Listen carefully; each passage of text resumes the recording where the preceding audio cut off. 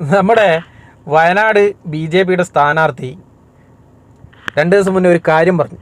എന്താണെന്ന് വെച്ച് കഴിഞ്ഞാൽ സുൽത്താൻ ബത്തേരിയുടെ പേര് സുൽത്താൻ ബത്തേരി എന്നല്ല, അത് ഗണപതി വട്ടം എന്നാണ് എന്ന്. അപ്പോൾ പുള്ളിക്കാരൻ അവിടുന്ന് MP ആയിട്ട് ജയിച്ച് കഴിഞ്ഞ് കഴിഞ്ഞാൽ സുൽത്താൻ ബത്തേരിയുടെ പേര് മാറ്റി ഗണപതി വട്ടം എന്നാക്കുമെന്ന് പറഞ്ഞിട്ടുണ്ട്. അപ്പോൾ എനിക്ക് സുരേന്ദ്രനോടും അതുപോലെ തന്നെ സുരേന്ദ്രനെ അനുകൂലിച്ചിട്ട് പറയുന്ന എല്ലാ ആളുകളോടും ചോദിക്കാനുള്ള ഒരു കാര്യം എന്ന് വെച്ച് കഴിഞ്ഞാൽ, ഈ സുൽത്താൻ ബത്തേരി എന്ന് പറയുന്ന പേര് മാറ്റി ഗണപതി വട്ടം എന്നാക്കി കഴിഞ്ഞാൽ നിലവിലെ ഇവിടുത്തെ പ്രശ്നങ്ങളൊക്കെ പരിഹരിക്കപ്പെടുമോ?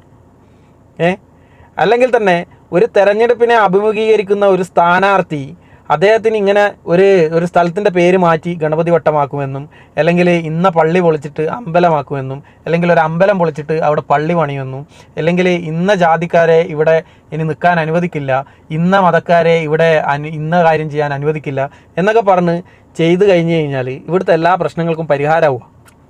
നിലവിൽ ഇവിടുത്തെ പ്രശ്നം ഈ സുൽത്താൻ ബത്തേരിയുടെ പേര് മാറ്റി ഗണപതി വട്ടമാക്കുന്നതാണോ ഇവിടുത്തെ ജനങ്ങളുടെ സാധാരണക്കാരൻ്റെ പ്രശ്നം?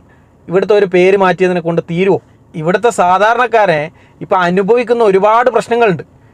വിലക്കയറ്റായി കഴിഞ്ഞാലും അല്ലെങ്കിൽ നിത്യജീവിതമായിട്ട് ബന്ധപ്പെട്ടിട്ടുള്ള ഒരുപാട് കാര്യങ്ങൾ ഇന്ന് ഇവിടുത്തെ സാധാരണക്കാർ അനുഭവിക്കുന്നുണ്ട്. ആ ഒരു പ്രശ്നങ്ങളൊക്കെ ഈ ഒരു പേര് മാറ്റിയതിനെ കൊണ്ട് അവസാനിക്കുമോ?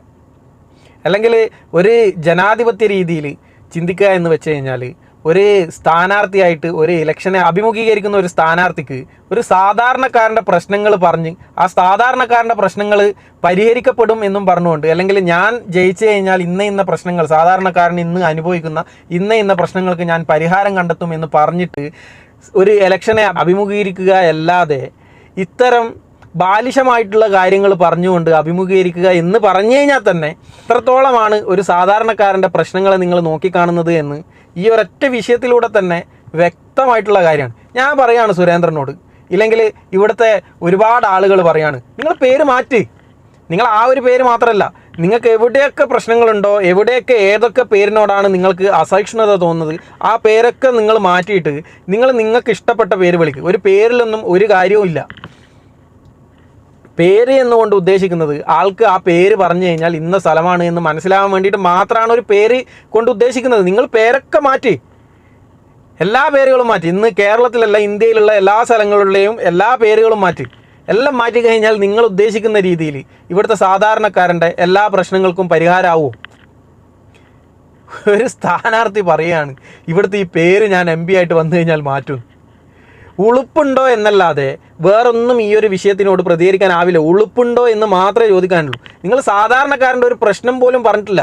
സാധാരണക്കാരൻ ഇന്ന പ്രശ്നങ്ങളൊക്കെ അഭിമുഖീകരിക്കുന്നുണ്ട്, ഈ ഇന്ന പ്രശ്നങ്ങൾക്കൊക്കെ പരിഹാരം കണ്ടെത്തുമെന്ന് നിങ്ങൾക്ക് പറയാനാവൂല. കാരണം നിങ്ങളെ കൊണ്ടാവൂല പരിഹരിക്കാൻ വേണ്ടിയിട്ട്.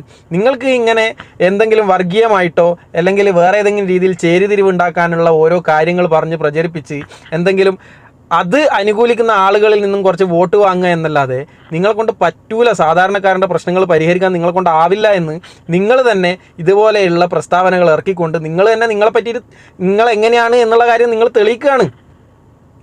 ഉളുപ്പുണ്ടോ എന്നല്ലാതെ ഈ ഒരു കാര്യത്തിനോട് വേറൊരു രീതിയിലും പ്രതികരിക്കുന്നില്ല. ഉളുപ്പുണ്ടോ എന്ന് മാത്രമേ പറയാനുള്ളൂ. നിങ്ങൾ സാധാരണക്കാരൻ്റെ ഒരു പ്രശ്നങ്ങളും പരിഹരിക്കേണ്ട. നിങ്ങളിങ്ങനെ എല്ലാ പേരുകളും മാറ്റി, അവിടെയുള്ള പേരും ഇവിടെയുള്ള പേരൊക്കെ മാറ്റി കഴിഞ്ഞാൽ ഇവിടുത്തെ സാധാരണക്കാരൻ്റെ പ്രശ്നങ്ങളൊക്കെ പരിഹരിക്കപ്പെടുമല്ലോ.